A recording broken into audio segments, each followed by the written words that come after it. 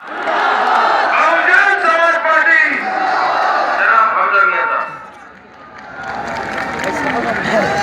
मेरे सभी रामपुर वासियों को मेरा सलाम, सलाम अलैकुम और नमस्कार। बाकियों के लिए भाई, पहली बार तो मैं आप लोगों का शुक्रिया अदा करना चाहूंगा कि आपने मुझे इतनी मोहब्बत नवाजी, इतनी इज्जत दी, उसके लिए बहुत बहुत शुक्रिया। मेरी एक तकरीर ने टंकी नंबर 5 के इतना बुरा हाल कर दिया कि अखिलेश यादव दो बार फिर से आना पड़ा मुझे। मैंने सुना, मेरे सुनने में आया कि शहबाज गेट पे बोला गया कि मेरे लफ्ज गलत थे। मैं उस पर कहना चाहूंगा कि मैं माफी भी मांगूंगा, लेकिन तब मांगूंगा जब आजम तू कह के कहूंगा मेरे रामपुर की आवाज से माफी मांगेगा, तब मैं तुझे माफी मांगूंगा। और जो लोग इसी मन से वो बात कह के गए थे, वो भी तुम्हारे अपने पले हुए लोग हैं, तो तुम अपने मुंह से कह देते। ये शहबाज गेट समाजवादी का एक जमाने में गढ़ माना जाता था, लेकिन ये जन सैलाब देखते हुए ये हमारे डॉक्टर साहब और बहुजन समाज पार्टी का गढ़ माना जाता है। अगर मुड़ के हम उस गेट की तरफ देखें तो ऐसा लगता है कि किसी ने बहुत खुदी से ये गेट बनाया है। पुराने गेट था, उसकी पहचान अलग थी। आजम, मेरी बात तू कान खोल के सुन ले। वो इज्जत मंतशा और जिल्लो मंतशा, इज्जत भी अल्लाह देगा, जिल्लत भी अल्लाह देता है, और ये इज्जत मुझे अल्लाह की देन है।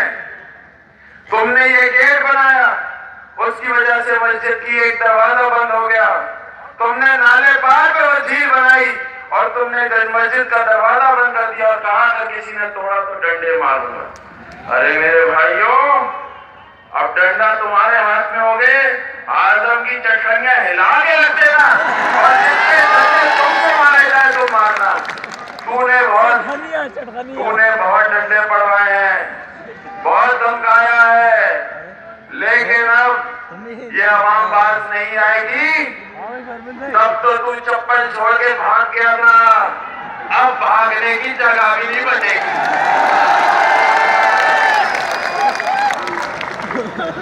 मेरी बारे में उन्होंने मेरे खानदान के बारे में एक बात कही थी, एक किताब निकाली थी। मैं एक तस्वीर दिखाऊंगा, जो देख सके मंत्री जी, ये क्या है, क्या है ये? तो मैं ये पूछना चाहता हूं कि तुम अपनी तस्वीरों में हमारे खानदान के बारे में उल्टी सीधी बातें कर सकते हो, तो हम भी तुम्हारी तस्वीर में, अपनी तस्वीर में तुम्हारी भी बातें कर सकते हैं। लेकिन मैं किसी औरत की इज्जत के साथ खिलवाड़ करना नहीं जानता, इसलिए मैं चाहता तो एक बड़ी सी टीवी लगा के तुम्हें दिखा सकता था, लेकिन ये बस एक नजारा है। आजम मुंह मत खुलवा, कहीं ऐसा ना हो कि तेरे मोहल्ले वाला भी तुझे वोट न डाले।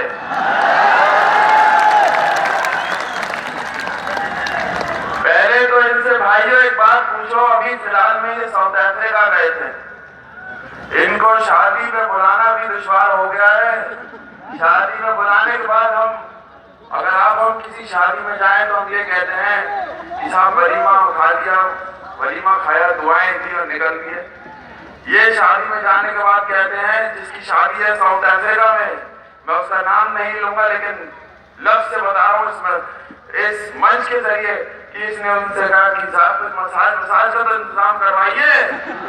तो उन्होंने कहा मंत्री जी ये साउथ अफ्रीका है, ये रामपुर नहीं है।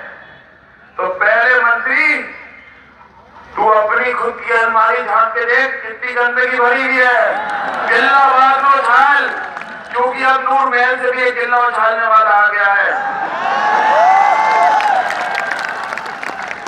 ये 2014 वाला हमजा नहीं है जो ठोटर में चुप रहा, ये 2017 वाला है। अगर किसी की हिम्मत भी हुई मेरे लोगों पे या मेरे पे आगे बात एक नारा लगाने की, तो आने वाले वक्त में बच्चे तुम्हारी हालत इतनी खस्ता कर दूंगा कि जिंदाबाद का लफ्ज भी नहीं निकलेगा। आजम के लोग आते तो है झुंड में, इतनी बातें करते हैं। ये जो बात शवाल गेट पे हुई, तुम्हारे इजाजत के बगैर तो बेचारे जिंदाबाद के तुम्हारे नारे नहीं लगा सकते। तुमने इतना उन्हें अपना गुलाम बनाया हुआ है। और एक बात मैं कहूंगा, ये मिलक गए थे कल, मिलक में फिर इन्होंने गिल्ला उछालने का काम किया। इन्होंने कहा कि लक्की बाग की कोठी में तुम्हारी माँ बहनें नाचती थी। तो मैं सिर्फ इस बात पे कहूंगा, तुम तो उस वक्त नेठोर में थे, तुम्हारा नाच से कोई आके नाच के गया था तो बताओ। तुम्हें